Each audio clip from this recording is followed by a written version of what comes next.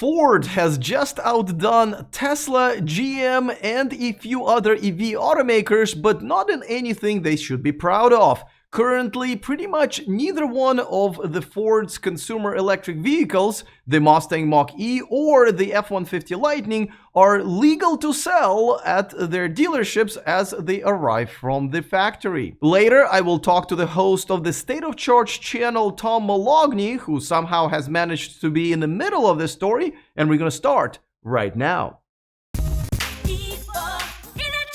Welcome to E4 Electric. Don't forget to click on that subscribe button and the bell notification icon so you don't miss anything moving forward. Tesla, General Motors, and pretty much every car manufacturer making electric cars have had their share of recalls. Last week, I reported on Toyota's new EV having a recall to prevent, and I kid you not, their wheels from falling off, and also exposed the possible issue with Rivian's accelerator pedal actually falling off in the case of one R1T truck owner. Some of the most common EV recalls were due to the battery technology failures, and some were due to, well, brain failures. So, in efforts to become a leader in something, Ford apparently decided to go for both. As a matter of fact, pretty much no consumer electric vehicle that comes from a Ford factory right now is even legal to sell this week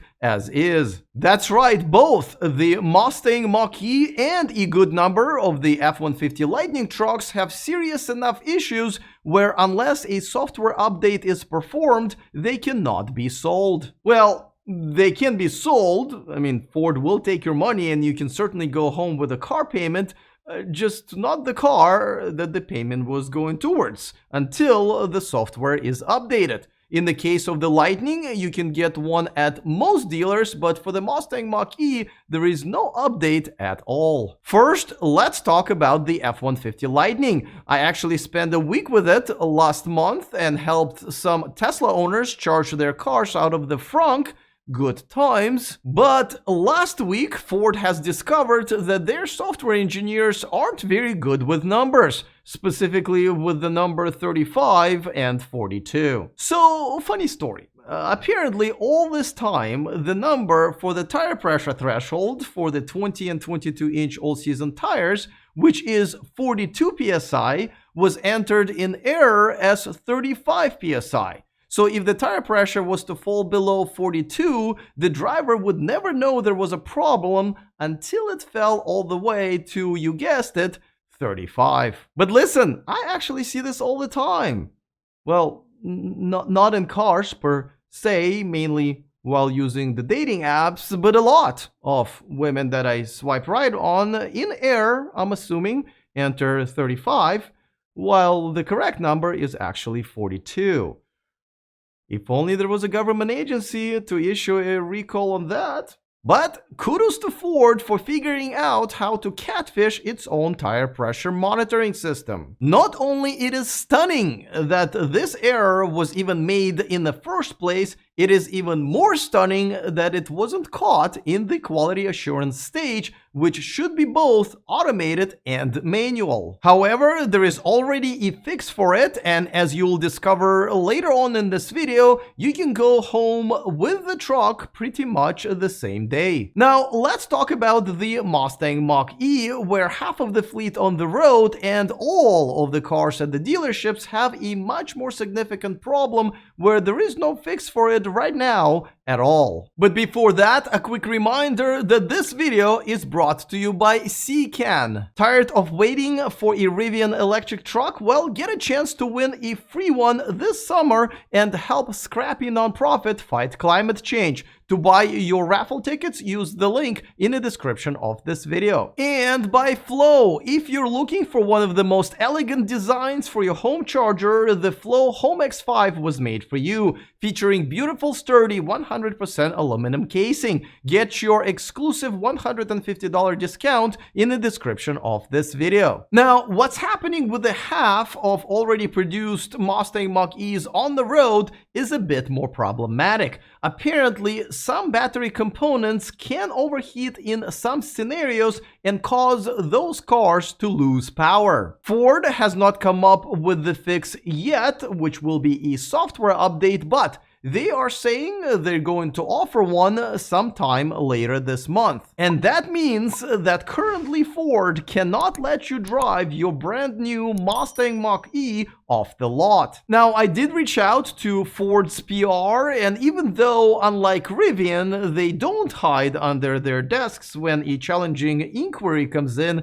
my enthusiasm was short-lived. To a variety of my questions, ranging from manufacturing questions to timing questions, Ford's PR representative told me in part the following. Our goal is to give customers a great experience with Ford. When we don't get things right, how we respond is important. We know that customers value companies that...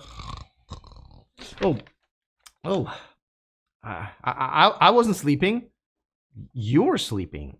So I replied, thank you for your reply. Can you please try to answer at least some of my questions, but I would prefer if you would take a shot at all of them. I know, the audacity. So they replied with pretty much more of the same. I'd read it to you, but apparently I already took a nap today, so I asked them if they were going to answer any questions at all, and then they pretended not to hear me, and I'm assuming all left for the 4th of July long weekend. Though I've heard that the 4th of July barbecue at the Ford's EV factory was cancelled because they were missing the grill. Okay, listen, I know my jokes, much like Ford's battery components, can't all be winners. But for more, we are joined by the host of the State of Charge YouTube channel and someone who until very recently was the F-150 Lightning reservation holder, Tom Moloughney. All right, Tom, before we get into the recall, you have some exciting news.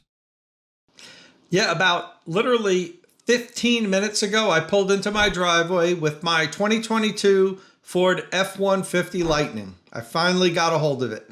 All right. Well, congratulations. I know you've been waiting for a while, but was this particular vehicle part of the tire pressure recall?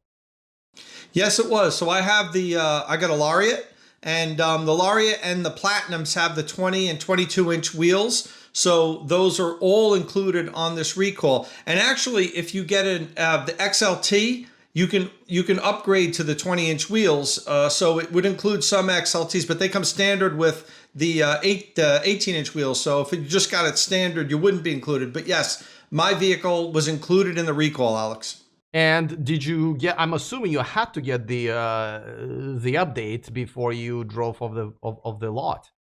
Yeah, so that was an interesting story. When I was doing the Inside EVs podcast this morning, at the very end of the podcast, I got a call from my dealer. And then, mind you, during the podcast, I was complaining that it was taking so long to get my truck because it was built over a month ago. And it was my dealer saying, they just unloaded your truck. If you want to come down today, you can get it. So I was psyched. I drove down to the dealer, and my salesman was looking all down. And he's like, Tom, we can't give you your truck. It's part of the recall. So the way I had understood the recall, I thought owners could have the option of getting it done at the dealership or getting the over-the-air update that's not going to be available for 4 weeks. But I was misunderstood that. Customers that already took delivery can wait for the over-the-air update and get it done. But if you didn't take delivery yet, because it's a safety recall, the dealers are not allowed to sell you the vehicle. And he had told me originally they didn't have the software yet at the dealership. Tom, just to interrupt, they can sell it to you. You just can't take the truck, right? I'm sorry, you're 100% correct. They can sell it to me. They can sell any of the vehicle that's under recall. You can go buy one, but you can't. Not only can you not take delivery, you can't drive it at all, not even in their parking lot. So even though it's crazy about a tire pressure sensor, but anyway. So, I was pretty bummed because I thought I was going to get it for this weekend.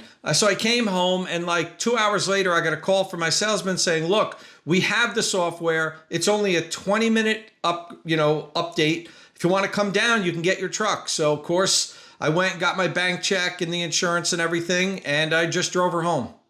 All right, well, congratulations, but let's talk about the recall because, this one is this error that they made by entering the wrong number is hard to make and easy to catch, and yet they still had it out there. Does this concern you that if they made this mistake and didn't catch it on time, if there's another worse issue with the truck, there might be one, and they might take some time to figure it out? So, of course, anything's possible, Alex, but no, I'm not worried. It was a simple mistake. Whoever, when you say, easy to catch, I don't know if it's easy to catch. I don't know how many layers of management review the code that sets the tire pressure. All the different Ford vehicles have different thresholds for what triggers the tire pressure monitoring system to activate, So it was a simple oversight. As far as I'm concerned, that is not something that is anything to be worried about. It's a human error. And yeah, I guess there should have been some mechanism in place where somebody else checked it, but that was another human and another human error. And, those things happen. I'm not concerned about that. Lots of errors by lots of humans, I have to say. The process of quality assurance should have been automated, but I don't want to get into the software engineering of things. Let's move on to actually a more concerning recall, which is for the Mustang Mach-E. That one is more serious. What are your thoughts on that? Yeah, that's a big one. And, it's a problem for Ford. And, the one thing, if you want to give them some slack, and I tend to give manufacturers more slack than you do, which is great, certainly not complaining about that, is it's their first mass-produced, say, high-performance electric vehicle. This issue, is due to the high-performance nature of it, where it pulls a lot of energy under hard acceleration. You wouldn't get this with like the Ford Focus Electric that they had before, or the C-Max Energy, because they weren't pulling that much power out of the battery pack. So, I expect, as we transition to electric vehicles, that all the OEMs that are not used to making electric vehicles are going to have issues like this. They're going to find little things that they never had to deal with before. And I think this is a lesson learned from Ford that, hey, I know you've been building cars for 100 years, but now you're building electric cars. It's different. There's different things you have to focus on. There's different things you have to be concerned about. So, that's what I'm marking it up to. All right. Now, listen, will there be a car manufacturer, new or legacy, that will be able to launch an electric car and not have these problems? Or should we pretty much kind of budget that, if it's first or second model, electric model from a manufacturer, it's probably going to have something, embarrassing or not, but definitely a problem? Look, even Tesla had a problem like this. If you remember the early performance version, when Tesla first was putting out the 85 P, they had some issues with the batteries. Something very similar was happening if you did a lot of hard launches, full acceleration runs, one after another, the little tabs on top of the battery were melting. So, even here's a company that's only focused on electric vehicles, and they had problems with their first really high performance, mass produced car with their batteries. So yeah, I think we're going to see this a lot, Alex. A long answer to your short question. I think we're going to see a lot of first time manufacturing EVs coming out of the legacy brands have some sort of a problem that's specific to the electric powertrain. All right, well, I don't want to hold you any further. I will let you go and play with your new shiny truck, and I'm sure we'll hear about it in the next few weeks. Oh, you certainly will. I'm going to go rip it up right now, and I'd like to wish all the E4Electric community out there a happy 4th of July weekend. Have fun, drink as much as you want, but be safe. Don't do anything stupid. All right. You heard the man. Now, I personally don't drink alcohol despite being Russian, most likely a birth defect, but before you start, don't forget to subscribe to Tom's channel. I put a link to it in the description of this video. All right, looking forward to all of your comments, sober or not. Other than that, see you guys next time, and remember to stay charged.